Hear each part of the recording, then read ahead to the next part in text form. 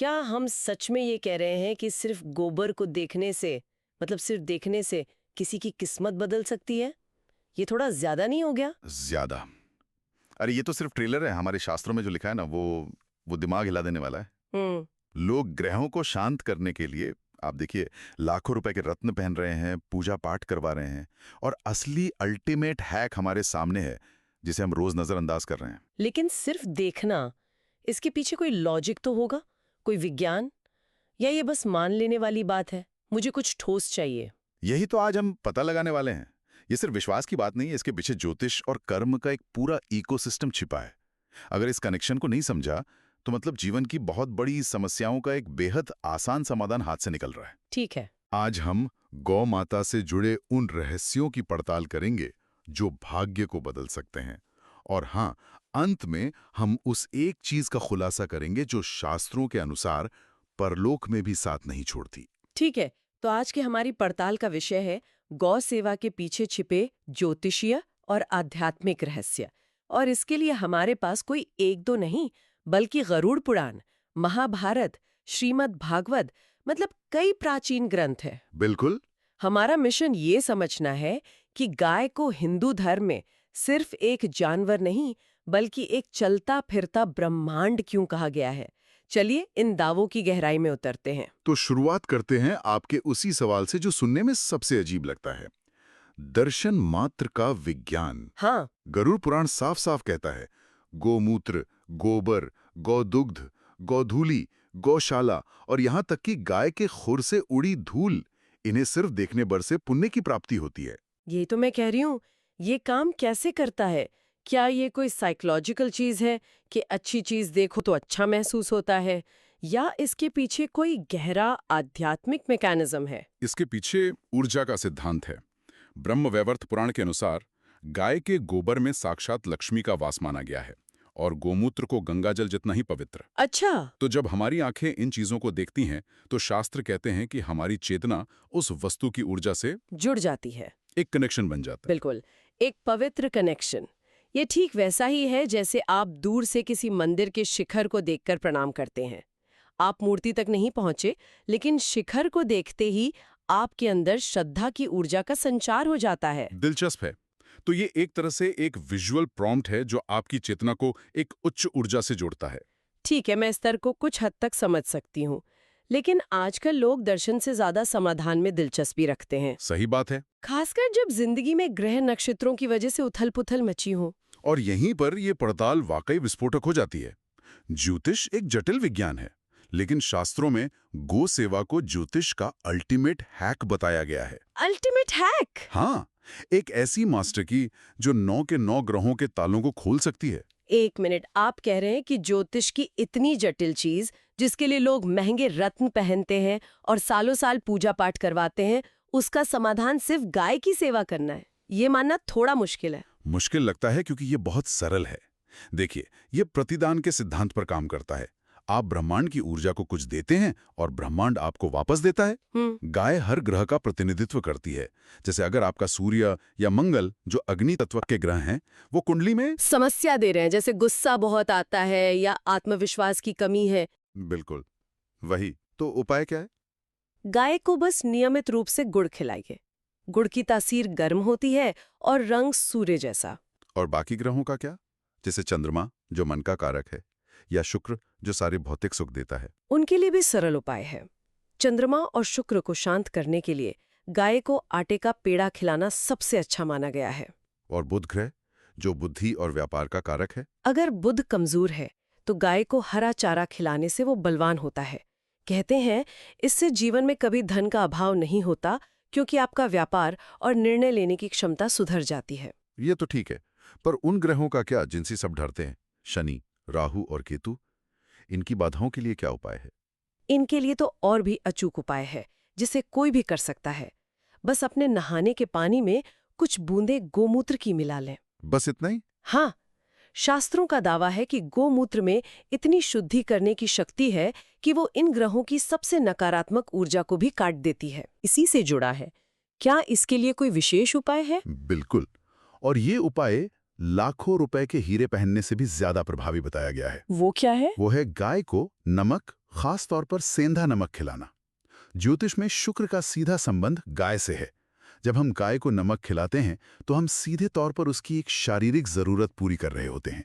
ये एक सेवा है। अच्छा। जब आप उस जीव की कमी को पूरा करते हैं जो सीधे शुक्र ग्रह का प्रतिनिधित्व करता है, तो बदले में आपका शुक्र बलवान होता है।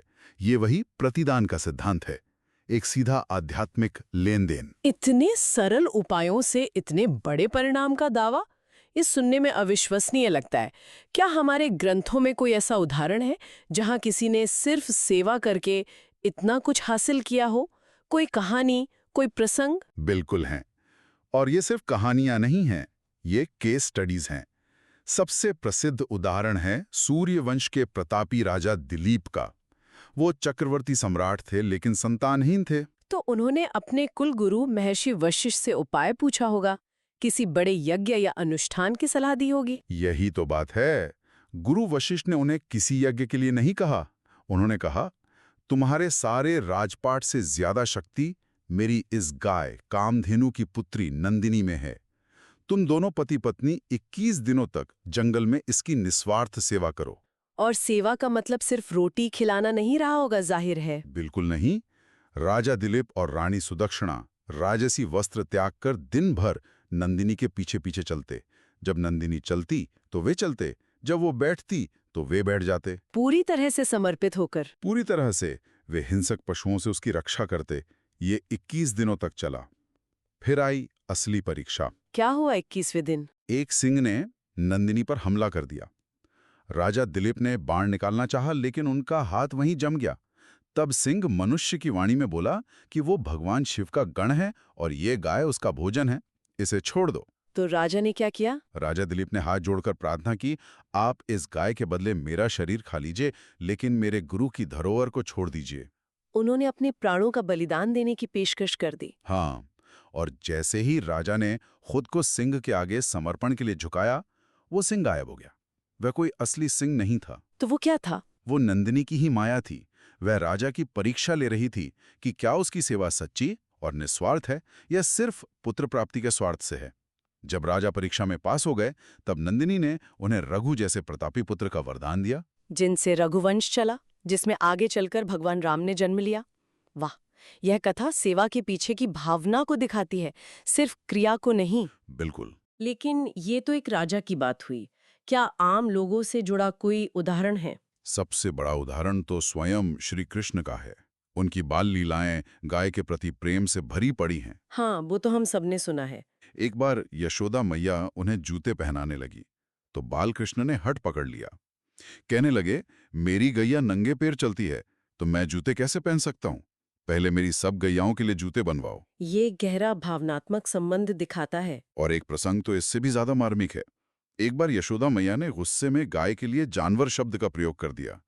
इतना सुनते ही बाल कृष्ण रोने लगे। अच्छा? उन्होंने कहा, मैया, जिसका दूध पीकर मैं इतना बड़ा हुआ वो जानवर कैसे हो सकती है? इस हिसाब से तो तुम भी जानवर हो, क्योंकि मैंने तुम्हारा दूध भी पिया है। ये गाय को माँ का दर्जा देना है। ठीक है, ये सब बहुत गहन और प्रेरक है, लेकिन इन स्रोतों में कुछ ऐसी बातें भी हैं जो आधुनिक समय में विवाद खड़ा कर सकती हैं। जैसे, क्या हर गाय एक समान है? ये एक बहुत महत्वपूर्ण सवाल है। शास्त्र इस पर बिल्कुल स्पष्ट है।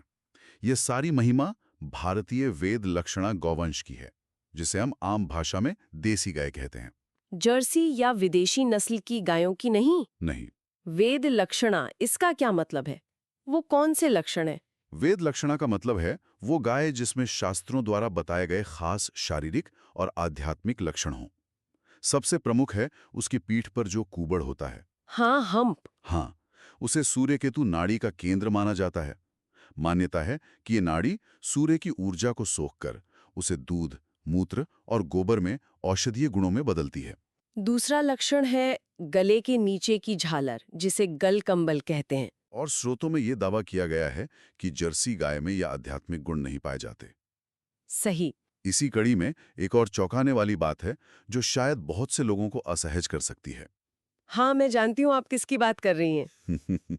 श्रीमद् भागवत का वर्णन। हाँ, ये एक ऐसा पहलू है जिसे सामने रखना जरूरी है, लेकिन पूरी सावधानी के साथ। भागवत के 5वें स्कंद में विभिन्न नरकों का वर्णन है। उनमें से एक का नाम है प्राण रोध।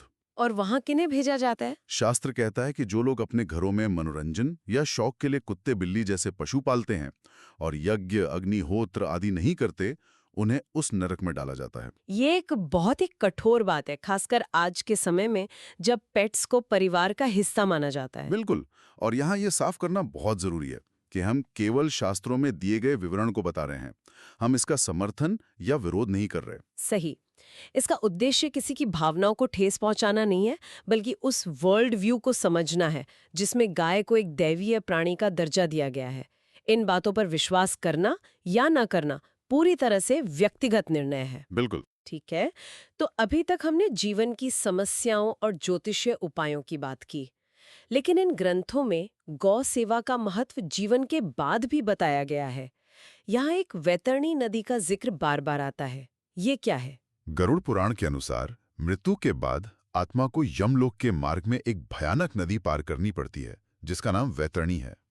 कहा जाता है कि इसमें रक्त, मवाद, हड्डियां बहती हैं और इसे पार करना बहुत कष्टदायी होता है। तो गौ सेवा इसमें कैसे मदद करती है? महाभारत में जब भीष्म पितामह बाणों की शैया पर थे, तब युधिष्ठिर ने उनसे मोक्ष का उपाय पूछा।